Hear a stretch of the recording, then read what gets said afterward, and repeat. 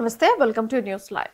Details చూస్తే రాష్ట్ర ప్రభుత్వం త్వరలోనే రైతులకు గుడ్ న్యూస్ చెప్పనుంది.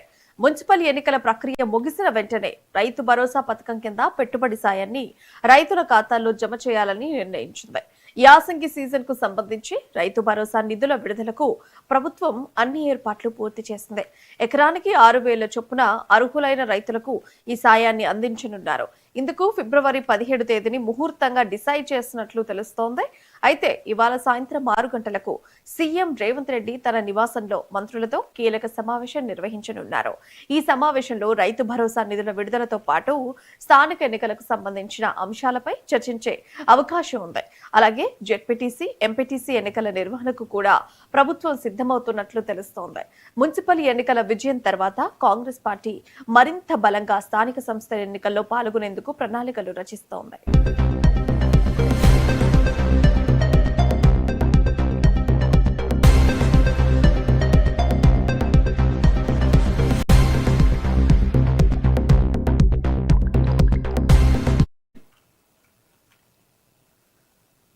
వచ్చి